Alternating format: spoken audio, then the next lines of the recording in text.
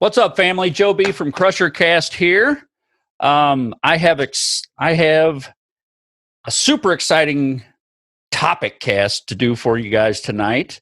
I have assembled my panel of experts on the subject of love. Everybody here is an expert on love, right? Yeah. Wait, did you say expert? Yeah.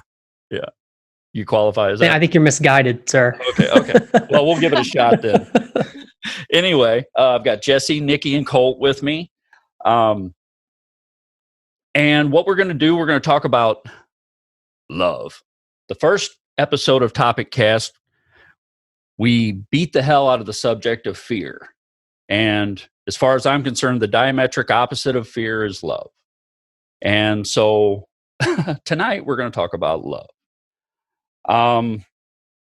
And right now we'll just go around and we'll just let everybody introduce themselves. Nicki, you want to start? You want to tell us who you are and what you're up to?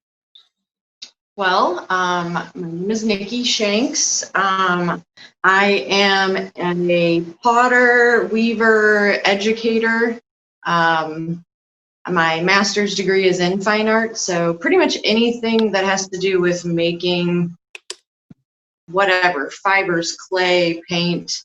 I'm pretty much willing to figure that out. And then when I'm tired of that, I go into the garden and grow a vegetable or something.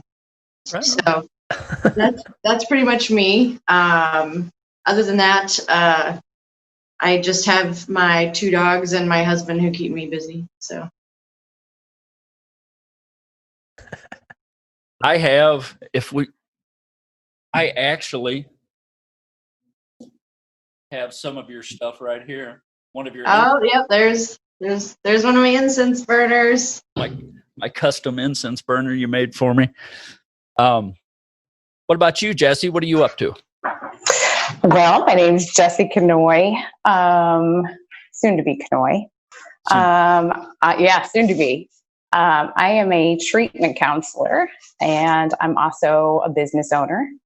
I'm a wife, a mother. I make masks. I'm a mask maker. That's kind of what I'm up to these days. Well, cool. Well, thanks. Well, welcome. What about you, sir? I am Colt Brocado. I do factory work, as I know you are aware of, and you are in the same boat with me. Mm-hmm. So the factory work that I do regrinds drills for like major airplane companies like Boeing and things like that, mm-hmm. which has been slow here lately. But regardless, other than that, I am a part of 2 different podcasts, Raised on the Radio and Cerebral Entertainment Podcast, on a network that you might know a little something about. No, what? No, never heard of it. No. No, but they got great logos. They do. All right. So, like I said, topic is love. This is an area I'm eager to learn from you guys. Because I have no clue. I know I have concepts of what love is. We've all grown up with many different concepts of what love. There's different concepts of it. There's different experiences. And if I could ask 100 people, and 100 different people are going to tell me 100 different definitions of what love is for them and how it manifests for them. You got first love, parental love, the love of your fellow man, the love of your Corvette, the love of your dogs, but there's also deeper levels and things that are much more global that exist. But we'll start with a definition from Merriam-Webster. Merriam-Webster says, love is a noun, a deep and tender feeling of affection for, or attachment or devotion to a person or persons. Or it is an expression of one's love or affection. Or a feeling of brotherhood and goodwill toward other people. And then it goes on in that same definition to say, strong liking for or interest in something, a strong, usually passionate affection for one person for another based in part on sexual attraction. And then it also mentions, which is one that I really like, love as a deity, as in Cupid, Eros, or as the word interchangeable for God. The origins of the word love comes from the Middle English word luf, derived from the Old English word lufu. This is akin to Old High German luba and another Old English word leof, which means deer. Another word related to love, lubir or libir, comes to us from the Romans. This Latin word means to please.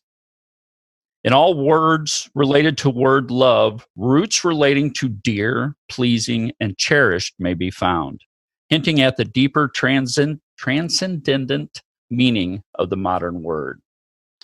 And then I'll just give a quote or two here.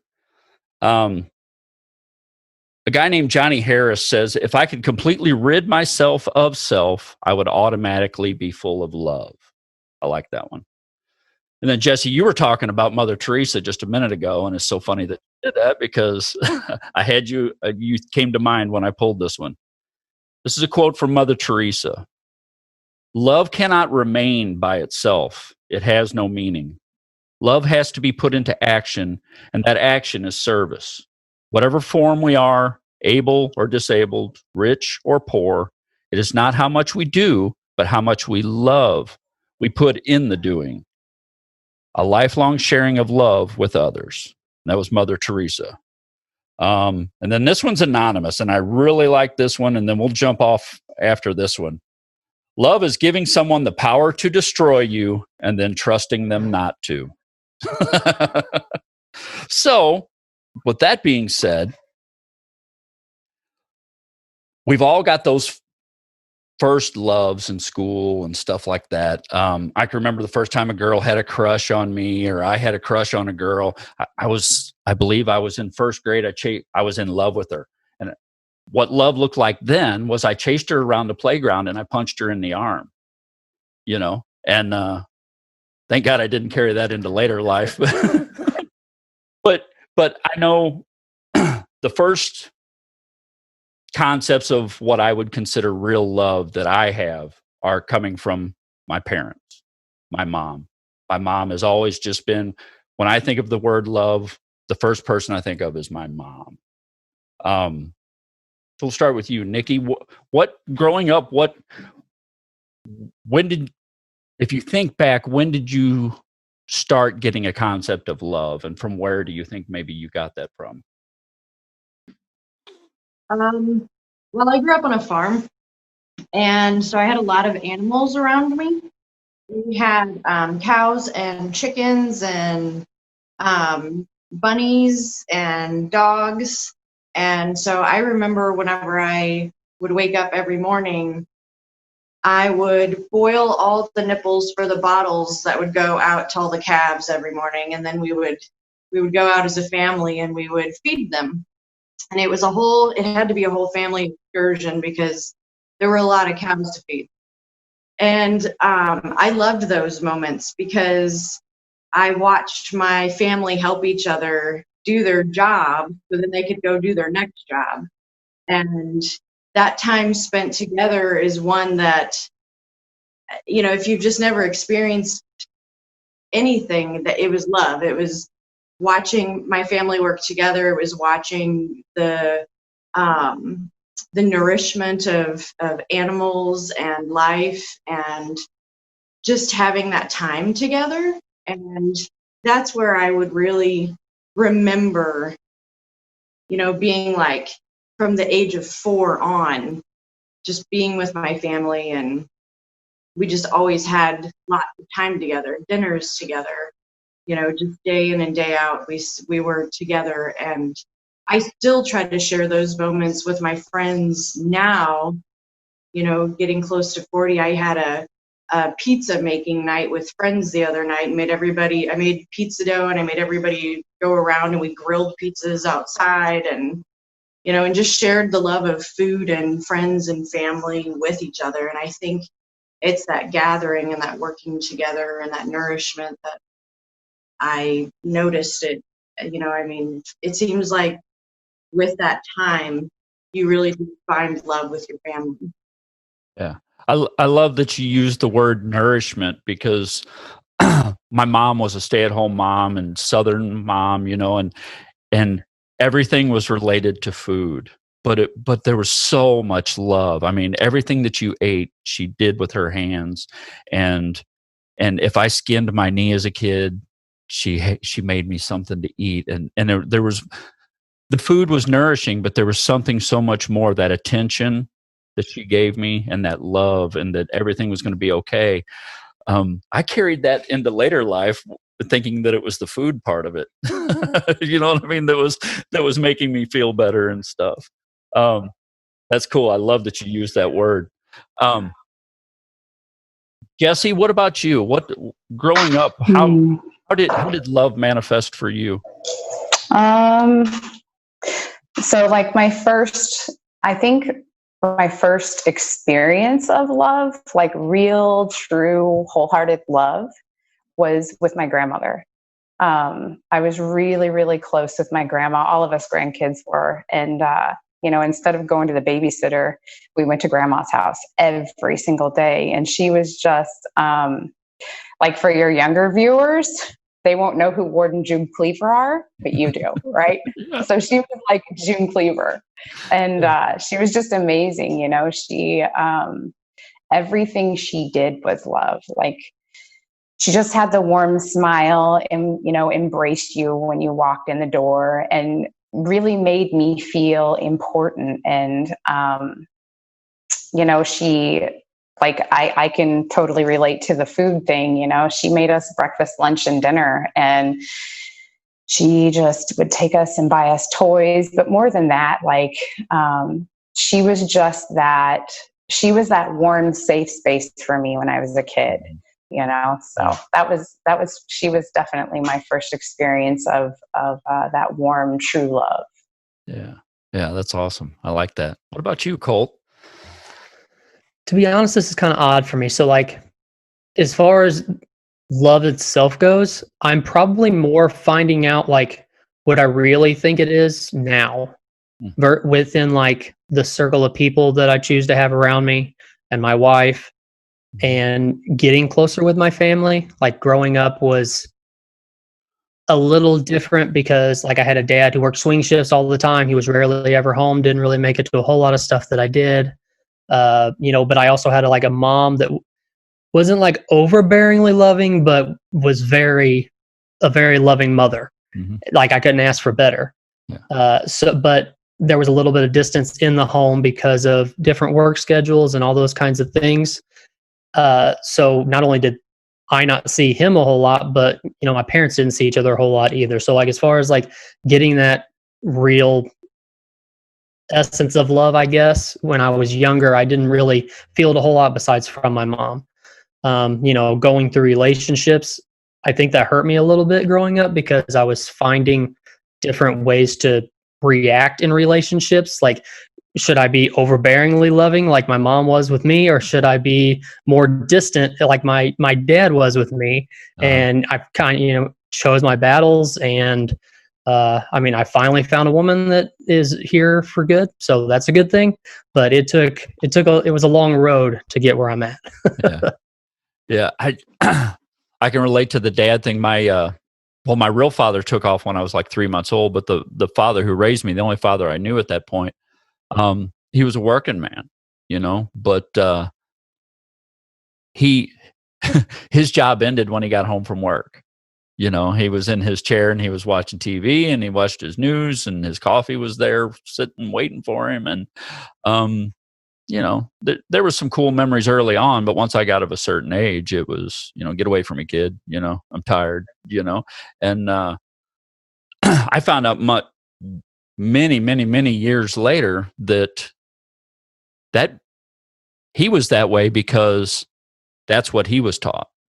I mean, there was no love in his home growing up as a child. And so he didn't know how to, he can't communicate something that you've never had contact with, and, I struggled with that too in a lot of ways, and I still do sometimes. If I'm paying the bills and I'm putting food in the fridge, I'm showing you love. Dang it! Why do we got to cuddle? I don't want to watch a movie. Um, which brings me to another point. I know, Jessi, you said that you're working with some people trying to put their lives together and stuff like that. Do you see that lack of that love early on in a lot of the clients that come through? Oh yeah. There's definitely that. And, it's, I can remember being where they're at, so, I get to be that for them. I get to see them bigger than they see themselves, and I get to bring that to their attention. There's definitely a pattern with the people that I work with and with me, so I love that I get to be that for them. I get to be love. It's not the easiest thing in the world most of the time because, they fight like I did. So Right. Yeah. So. Yeah, that's cool. Yeah. My house was the safe haven when I was a kid because my dad was always working and my mom was just, the June Cleaver, the Edith Bunker, and all the kids would come, we'd watch cartoons and she'd make sandwiches for everybody and we could spit and cuss and be little boys, and she just loved us, and all the guys still, hey, how's mom? I want to come down and see mom, yeah. So in this world today, there seems like we could use a little more love in certain areas, So we've kind of touched on the love, the obvious love, but maybe let's take a look a little deeper. The Dalai Lama said, "Real love is not based on attachment, but on altruism. In this case, your compassion will remain as a humane response to suffering as long as beings continue to suffer." I don't know who. It was a lecture that I watched on YouTube a few years ago, and I can't remember what the guy's name was. But he was talking about raising the level of love around you by being love. So, like in a treatment situation, or it seems a little easier in those situations for people who are desiring love and wanting to finally feel love and experience love. They don't know that's what they're wanting to experience, when they're new. But I started trying to practice it at work, and it's not like I'm going around hugging all my guys at work and stuff like that, but just being more compassionate of their situations, and just starting there. Colt, I know in the factories, it's just like on the construction side, you ain't talking about love, you might be talking about lust or something like that. But in that context, do you see maybe some opportunities in the workplace where just being love or being a little more compassionate to those around you could actually elevate the whole shop? Absolutely. I mean, in a lead position or a supervisor position or anything like that, the interesting thing about factory work is you have so many people, so there you have to adapt to everybody's different personalities and all those kinds of things too. So yeah, I mean, whether you consider it love or not, like I guess trust would be more, I guess, along the lines of what I'm thinking of. But I mean, the more that anybody trusts you, the more they're going to invest, the more time they're going to invest, the harder they're going to work for you. Mm-hmm. So, but I mean, I guess love intertwines in that too. I mean, you're with these people more than you're with your family most of the time. So, I mean, you got to have whatever you consider love to be, you've got to have that there for those people around you, or it's not going to work out. Yeah. Yeah. See, I guess that's where, like a Course in Miracles says that there's only two things. There's only fear and love, and that's kind of what I where I come from. So I guess I should have prefaced that by saying that. But yeah, anytime I feel like anytime I'm showing compassion to another person for their situation, or at least trying to understand their situation, and I can shut off my judging machine, that's showing love, and that'll let that grow a little more. William Gladstone said, "We look forward to the time when the power of love will replace the love of power. Then will our world know the blessings of peace."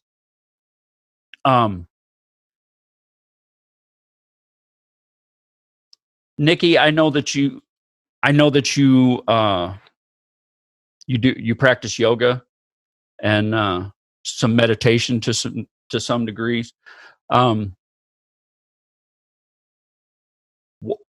What do you think the impact of, if everybody took the time to do that, at least in part, whether it be the meditation or the yoga or both, or some kind of practice like that,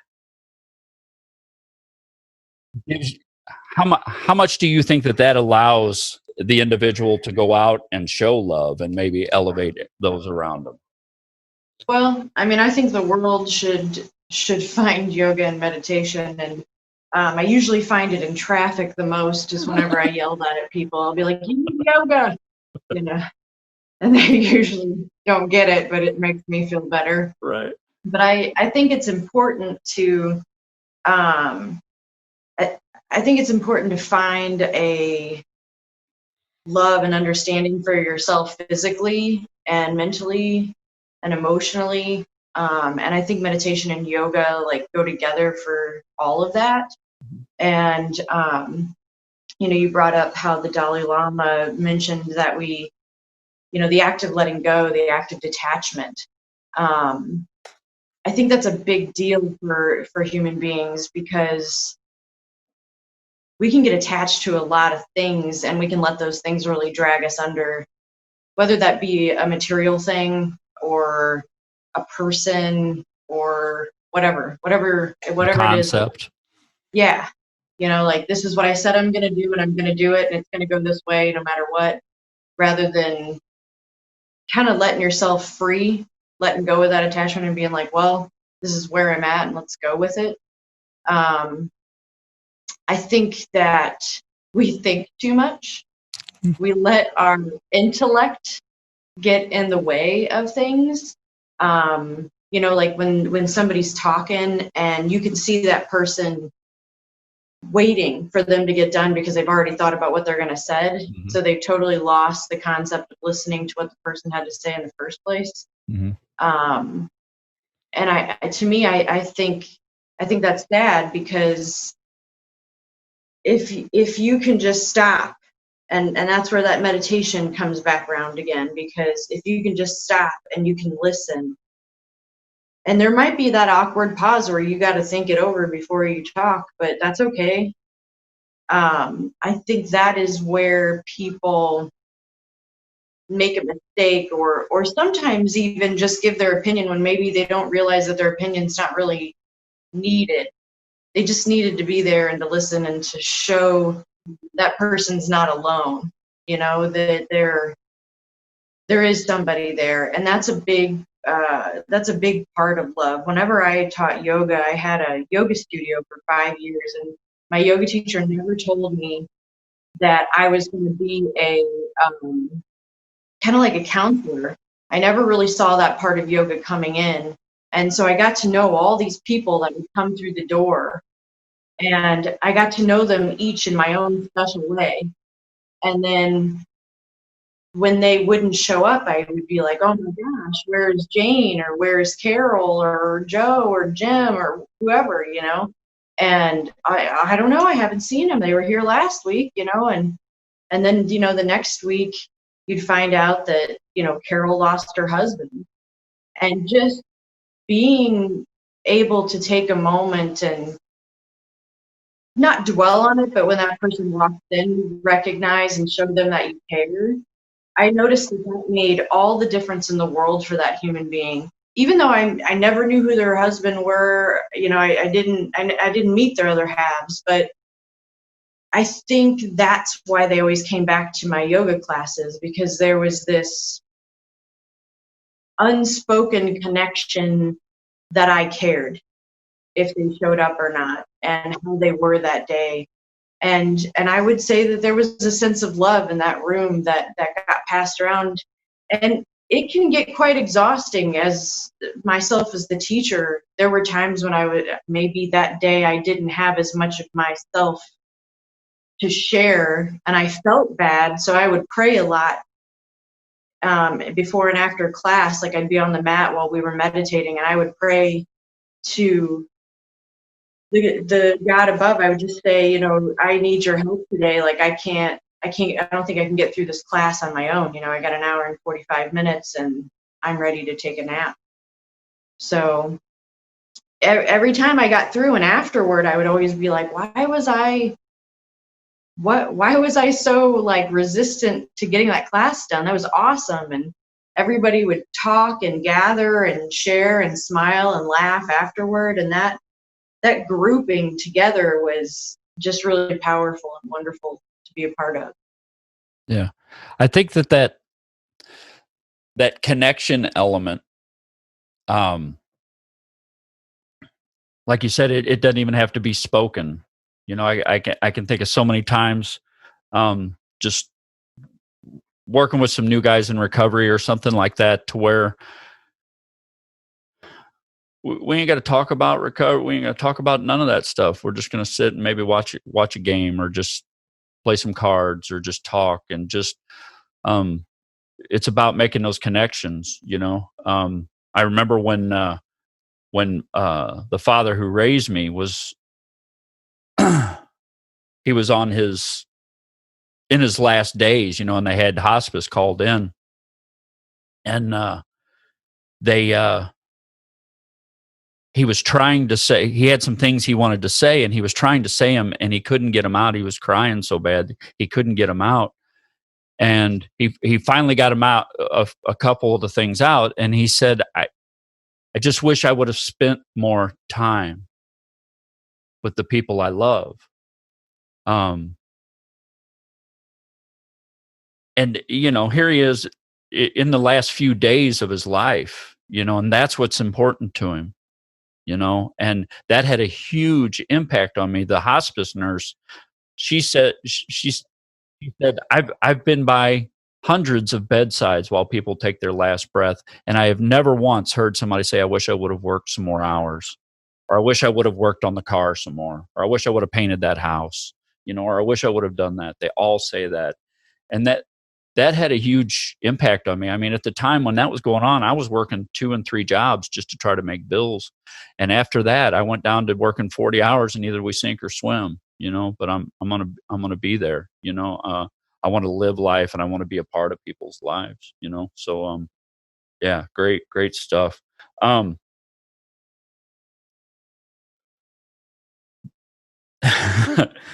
There's some physiological effects.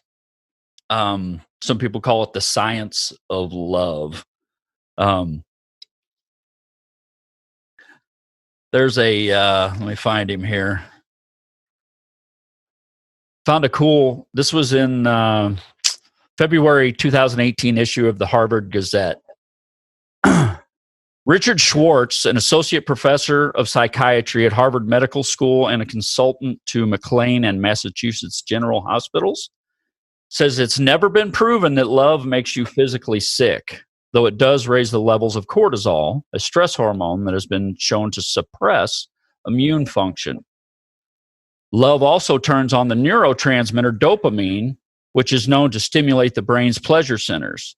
Couple that with a drop in levels of serotonin, which adds a dash of obsession, and you have the crazy, pleasing, stupefied, urgent love of infatuation. I thought that was interesting, because I wanted to try to find something, because 3 years ago, my wife of a very long time decided that she didn't want to be in the marriage anymore. And thank goodness, to the benefit of meditation and seeking counsel from people who have way more peace than I've got. I got through it, and I wished her well. I loved her. I loved her so much. I loved her for a long time, but watching her go and do what she had to do, no matter how destructive it was. But the thing I noticed, there was a massive out here, I was all good, but inside there was times when I was sick. I was physically sick because of it. Not that I necessarily wanted her back or anything like that, but that vacancy that was there after she left. I was sick. I was overeating to, that immediate gratification. I picked up a lot of bad habits, all because of what I perceive as lovesick.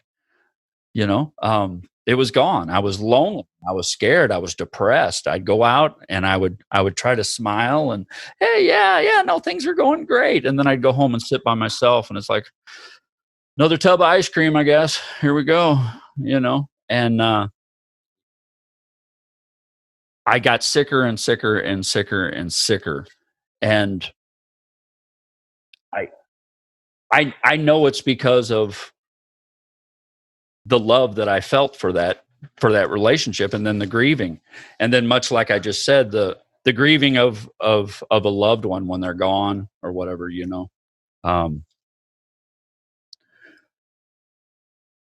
So Colt, when have you lost a loved one, whether it be relationship or someone passing away, that you really, really, really cared about? And what did that feel like? Yes, I have. I was engaged at one point in time to somebody who was not the right fit, which I did not realize until they proved that they were not the right fit for me, which took quite a while to get over. I think me being younger, because I was like 18 at the time, me being younger, it was easier, but harder at the same time. I think being younger made it easier to get over it. But when I was going through the separation of the whole thing, I think it was a lot harder for me being younger and not you don't realize that it's going to be okay as much as you do when you get older, when you go through more things and you learn more things as you go. Mm-hmm. Yeah. What about you, Jessi? Oh yeah. You talked about the grieving process of it all,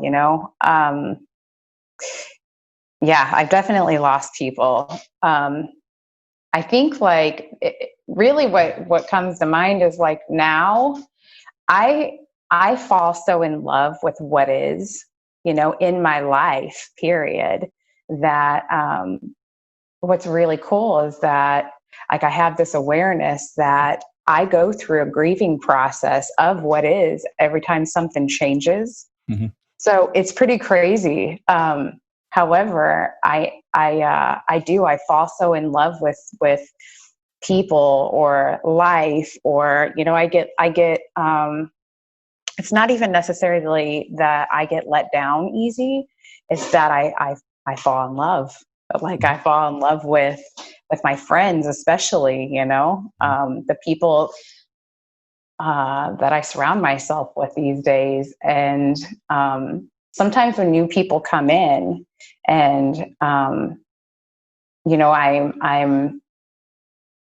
I'm pretty good about being vulnerable and letting those people in and giving them my trust. And sometimes some of those people don't turn out always like I thought they were, right? And then I go through this grieving process, and sometimes it's quicker than others. But yeah, I definitely can relate to, losing relationships that weren't necessarily what I thought they were, or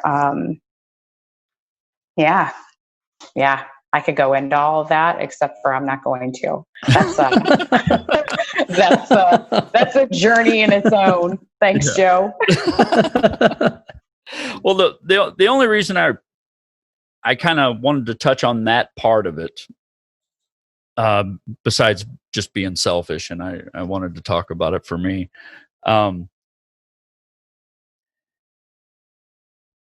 Is the fact that it's present in everybody's life, that loss, and you know, love is a really big word, and that people really don't.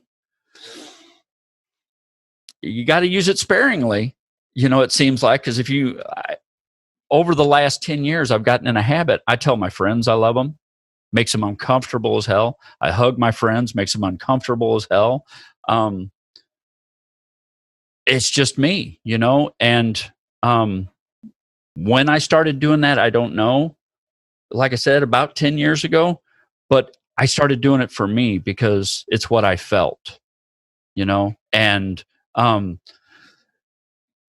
not gonna say any names, but there was a guy that I'm in a band with, and when I started jamming with him,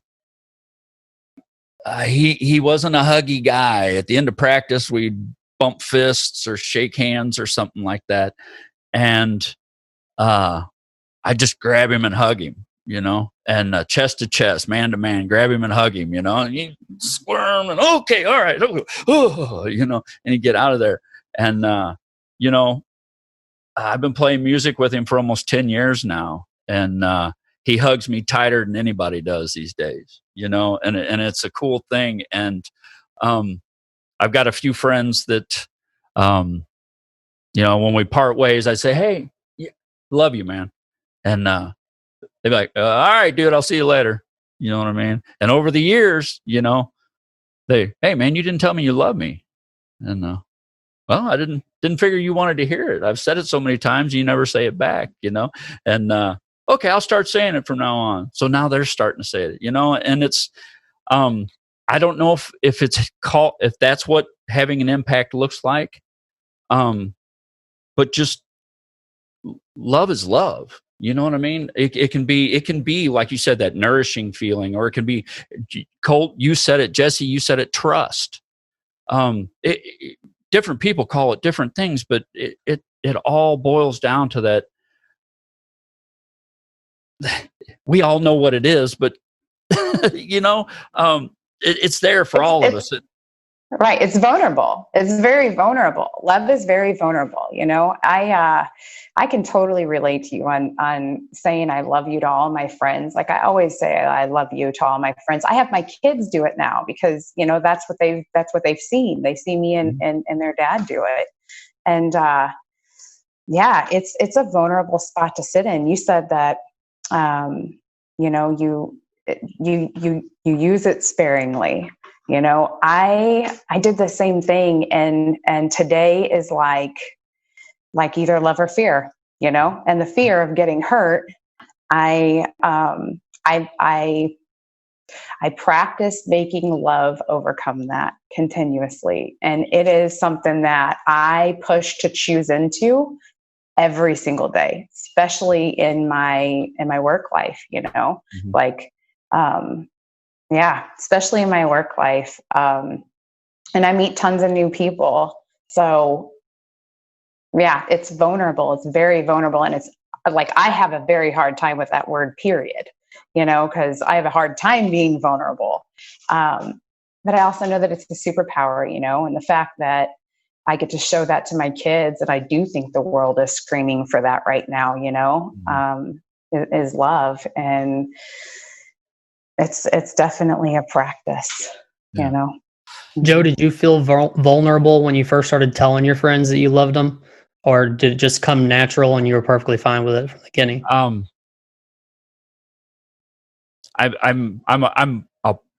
trying not to out myself here. I'm part of an organization to where that word's thrown around quite a bit. Gotcha. And so carrying that out into the general public, yeah, absolutely. I mean, but like I said, it's either love or fear, you know. And as we talked about in the last episode about fear, I believe that the only thing that can conquer fear is love. The only thing. So something about me is I've been a coward since my first memories. I've walked through this world. I'm a coward. I'm scared of everything. And the only way I can get around that is to go out and show as much love as I can, and I'm not always successful. I gotta use yours from now on, Nikki. I gotta yell yoga because the stuff I'm yelling is not for children's ears. But like I always say, if you want to see me practice love and patience and all that stuff, watch me go through a death of a loved one or a divorce or something like that. If you want to see the true scared Joe, watch me untangle Christmas lights, and I'll curl your hair with some of the words that come out of my mouth. But I think that's, for me, it's something I just had to start doing, Colt. And I don't know why I had to, but it's something I had to. And now I tell everybody I love them. If they don't like it, that's all right, because they do like it. They do. That's one thing I've noticed is show me one person who hates being told that someone loves them. It doesn't happen. Even if they go, no, I don't want to hear that. I don't want to hear that. Deep down in here, they want to hear it. They want to hear it, So I liked how you talked about, Nikki, the unspoken stuff. Do you think that with all the bureaucracy and the politics and the insanity going on, those levels, that somebody like one of us four could get involved in politics and make it through with that intact, and make an impact like that? Or are we just better off just moving to Montana and making our own little commune and, and just being happy? Well, I think there's a big gray area in there, as is everything in life. So many things are just not black and white. And if you look early on at people that go into politics, when they're young, if you watch them or if you go back in time and read something they wrote or watch a video they were in, a lot of times they had a lot of life in them. They had a lot of fire, a lot of heart, and they were going to make a difference. Life can really beat you down. And the older you get, the more I think you start to think, is this a battle that I want to fight or not? And I think that becomes more and more that way as you get older. Now, for me, I have no desire to be in politics whatsoever in any way, shape, or form. It's just never been me. It's never lived in me. My father was a stock watcher. Politics were running on the news constantly. And as a kid, I would stand there and I'd listen and I'd ask questions. And, I know a lot about it, but after a little while, I would just go out to the barn and I'd climb up in the rafters and I'd read a good book and I'd go away somewhere. And so the idea of Montana and the mountains doesn't bother me a bit. But, there's always a middle ground. Not everybody's going to run off to Montana. Not everybody's going to be in politics. But, my mother-in-law, she's always like, we just need love. All of us, if we just had love, this would all go away. And, what's funny about that is we would always make fun of her and be like, oh gosh, she's such a hippie from that time. But in essence, I know it's a very simple thought to just need love, but if we did, it would work. It's just a really hard thing to do. It's really hard for people, like we have this friend that we've known for 17 years. And since I've known the guy, he would always tell Randy that he loves him, and Randy would just be like, yeah, you too, man. And he'd like kind of knock him in the shoulder or something and shake his hand or do like the weird bro hug thing.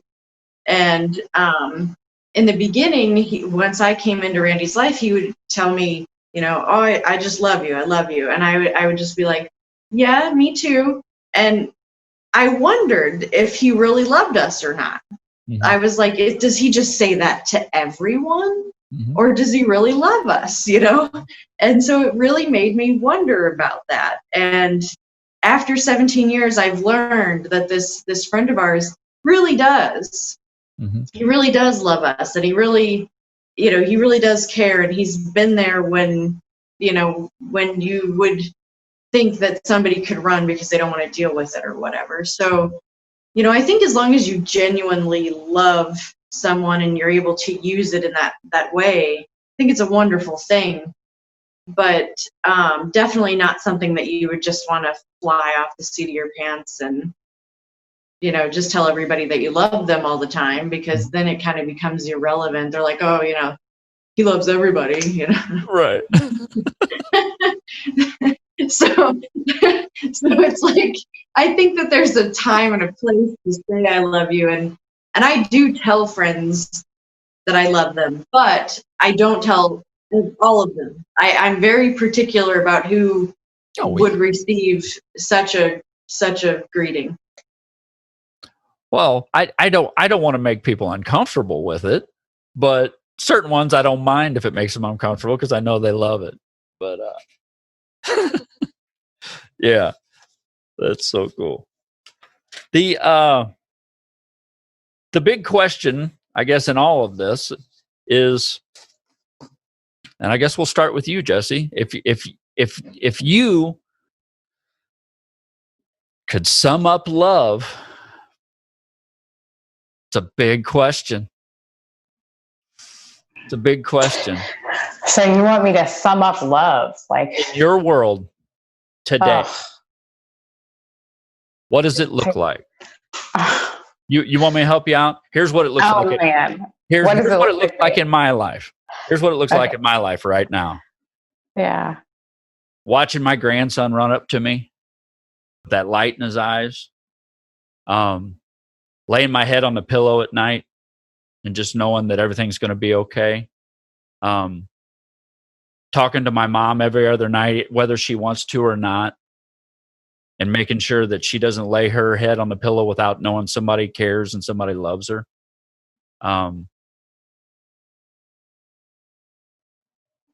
Watching the light come on in somebody's eyes who thinks that they're unlovable or has lived their life thinking they're unlovable, and sitting there with them and watching that light come on when they finally get it, that maybe I am lovable, maybe I am worthy of being loved. That's what love looks like for me in my world. What about you, Jessi? It's so big. Like my mind goes all over the place. It really does. 'Cause I got a lot of love in my life, the love in my life right now looks like, time with my family. We just had this whole big weekend where the whole family was here, and we got to celebrate my mother and father-in-law's 50th wedding anniversary. And those two people are love, like my husband is love. It looks like, spending time with him every chance that I get. Love right now in my life looks like the clearest communication with my husband that I've ever had in my entire life.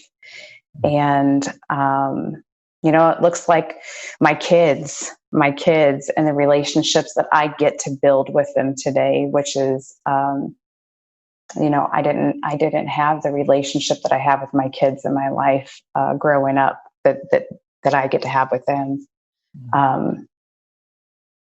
It looks like, I just want to start naming off things, Joe. It looks like the MeWe house. It looks like my friends. Like, it's a lot. Love is plentiful in my life today. Love looks like the journey that I'm on with self, because I know that this is where it starts. It starts with me. And that's the only way I'm able to give it, and so yeah, love looks like me in my life right now, and loving me right where I am for who I am, exactly the way that I stand, That's awesome. That's awesome.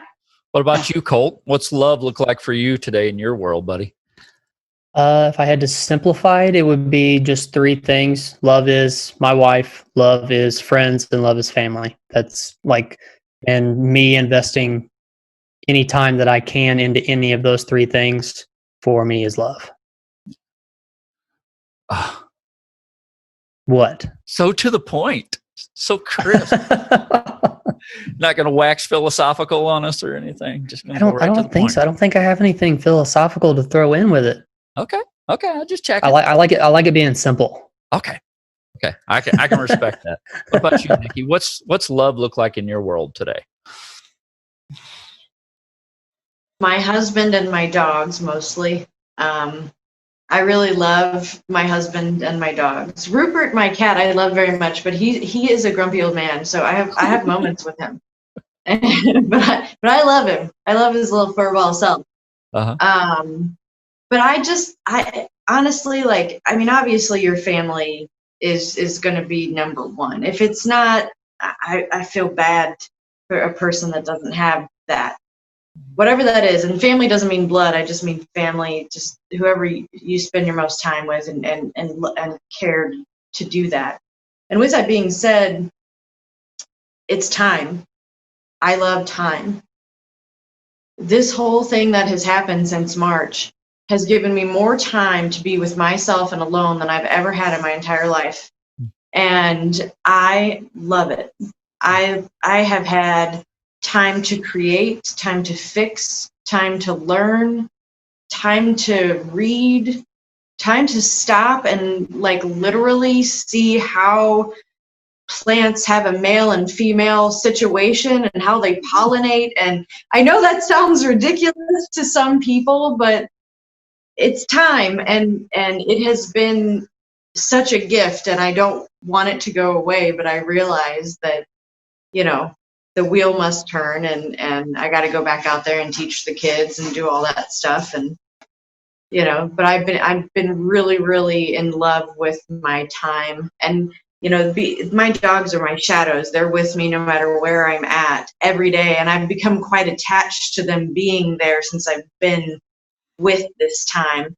So I'm a little worried about what August brings. Can I actually add one more thing that is love? Uh-huh. It's actually Randy Shanks' Facebook page. Why? If anybody does not follow his Facebook page, they need to. I love his morning pictures. His morning coffee pictures. Yes. I'll have to edit one in here. Wait till you see the newscast I just edited for him last night. So oh, man. wait till that comes out. Okay, so now we're to everybody's favorite part of the show, where you guys get to plug shamelessly friends, family, businesses, anything you want. Take as long as you want. Describe in detail whatever you want. This is your spot. So I'll start with you, Colt, Mr. Simple and to the point. Right. Biggest thing we've got is Cerebral Entertainment Podcast Network, Crushercast, newly added, Raised on the Radio with me and Patrick Blair, and Cerebral Entertainment Podcast with me and James. iTunes, Stitcher, Google Play, the CEpodcast.com, all that good stuff. Cool. Simple and to the point. What about you, Nikki? What do you got? My main website for my clay classes and my weaving classes are weaveandwobble.com. But I also have like my fine arts page, which is just Nicole Shanks. And it's Nicole. I know they spell Nicole a lot of different ways. And that's just NicoleShanks.com. And I have to say it, my husband's band's Echo Trace, which is my top favorite. Uh-huh. And then right behind is Divide the Empire. All great bands, fun. So thanks for letting me plug. Cool. I think Mr. Shanks just peeked in from behind you. Oh, I'm sure he did. just a second ago. Thanks. What about you, Jessi? What do you got going on? Oh my gosh. So we are starting a not-for-profit. It's called MeWe Houses Incorporated. And it is a facility where we've actually still got to find the facility. However, we're planning on opening up a facility for women who are pregnant and addicted, or who are newly postpartum and addicted. And we're actually going to bring them to our home. And give them a different way. So you can find us on Facebook at MeWe Houses Incorporated. We're doing all kinds of we're in the grant writing phase right now. But we're still taking donations and stuff like that. And then my husband's show just came out, Tattoos and Turnpikes. You can find it on YouTube. Yeah. And you can go to YouTube and subscribe and check out all the cool episodes. I think we're on episode 8 now. He told me that crazy plan that he had like 5-6 years ago, that he was going to take his motorcycle out for 21 days and go to, get paid to ride his motorcycle and go to different tattoo shops and bike builders. And it actually came true. It's pretty epic. So there's big stuff going there. Yeah. That's it? That's it. Wow, you guys are easy. All right. Well, I want to thank you guys for putting up with my rambling and stumbling over my words and my crazy notes. And I just really appreciate each and every one of you guys. I love you guys. So be uncomfortable. We appreciate you. We love you. And I would like to have you guys maybe come back for some interviews at some other point. Maybe. Okay, cool. Think about it. You'll think about it? Oh, God, you're always so difficult. So just as long as you book me before you tell me what the topics are, you're fine, I guess, right? Yeah. See, I just get you in before. Yeah. As soon as I told him it was love, he was like, "Oh wait, I'm busy. I don't want to talk about that."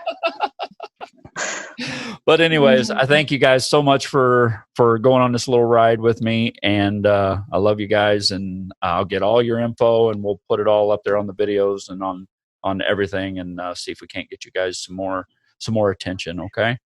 All right. Love you guys. Thanks. Love you. Thanks, Joe. Bye.